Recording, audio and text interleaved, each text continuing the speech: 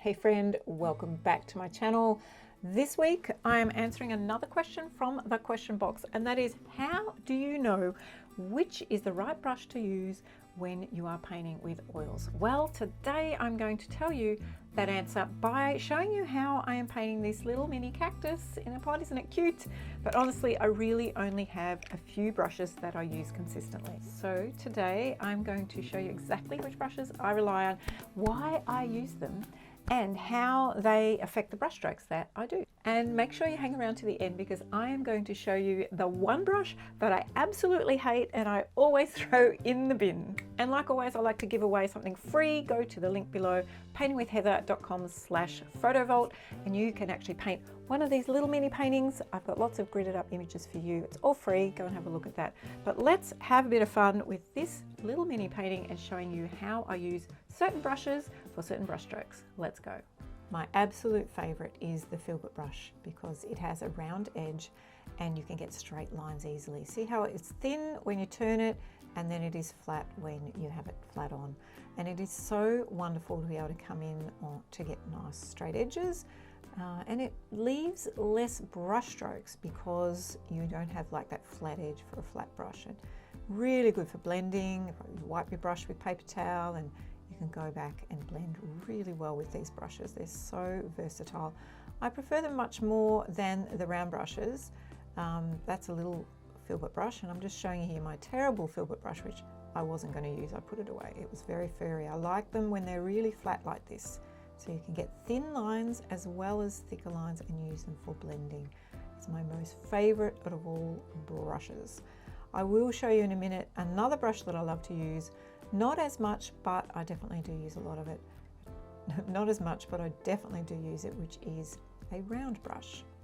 So we'll come in a minute. We're still using our filbert brush here, just to try and neaten up all the edges, just bringing in a bit of light. But here you can see I can't quite get the thin edge, so I changed to a round brush and just try and get that really tiny round brush and just get a point on that, which is great. It doesn't need to hold a lot of paint.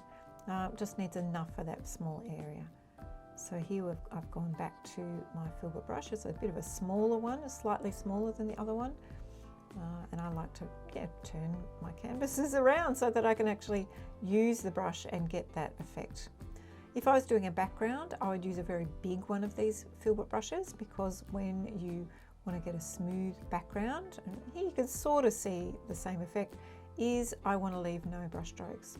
I just want to blend it all really beautifully. And if you have like a flat brush, that can tend to leave a straight line, whereas this, when you lift it off, it only touches a few hairs and it makes a lot less of a mark.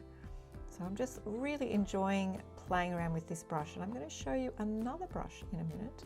But we're going to get all this paint on first with the filbert brush and do a lot of blending, wiping the brush with paper towel and blending, and we're going to change over to another brush in a second. Yeah, I'm just waiting to see when that is. It should be very soon. So the next brush that I love to use is called a rigger brush. And a rigger brush gives us a really beautiful thin line, and it actually gives you a really helpful effect. So the filbert brush is just so versatile. It can do thin lines, it can do blending, it can come in really close to subject. Now I'm going to change over to my next favorite brush, which is the rigger brush. This is it here. It's a really long haired brush, very thin. You can get it in lots of different sizes. And I'm going to show you also the three brushes that I'm using here, which is the rigger, the filbert, and a round. It's a very small round brush. So these are my three favorite brushes. These are the ones I'm going to show you today, but there are many other brushes that you can actually use, but I just love to show you my favorites today. So I'm using this round brush now to get the little shapes. That big rigger, longer rigger brush just would have been a bit sort of wobbly and not being nice and solid. I wouldn't have been able to get these solid dots. So using this smaller round brush was really helpful for that, getting all those spots in there for the cacti. Now I'm going to use this brush, the rigger brush or liner brush, to do these fine lines. Takes a bit of a technique to do this, and I do run classes and stuff to help you learn all about that. But as you can see here, we can get a really cool effect with this brush when we get it. We can either make it go to a point, or if we flatten the brush out, like you can see here, we can actually make an even thinner line. With enough medium, you can get really beautiful thin lines. So I had a lot of fun getting these thin lines in. And there's a few shadows that we're going to add in towards the end, but I'm just getting all of those little thin lines in using a fair bit of medium, a bit more medium than what you would normally use to get those lines to really work. And now I'm just using a darker colour to bring in some shadows, and it's almost done. So they were my 3 brushes that I absolutely love. And in a moment, I'm going to show you the brush I absolutely hate. We'll finish this off now. I'm just sort of using my little brown brush to bring in some more shading, and just rotating between the 2 brushes depending on what size sort of shape that I really want to get. So I hope that's been a lot of fun, and I hope you've enjoyed seeing what brushes I really love and what brushes you use for what technique. So which is the brush that I will throw in the bin? Well, the funny thing is I don't have any of those brushes because I threw them in the bin. Here's a picture of it.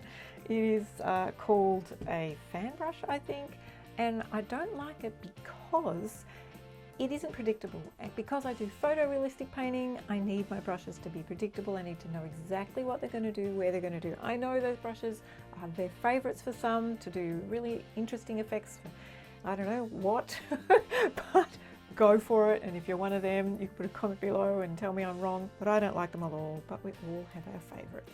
I've only shown you a few brushes today. Of course, there are others that I haven't shown you today that you might use.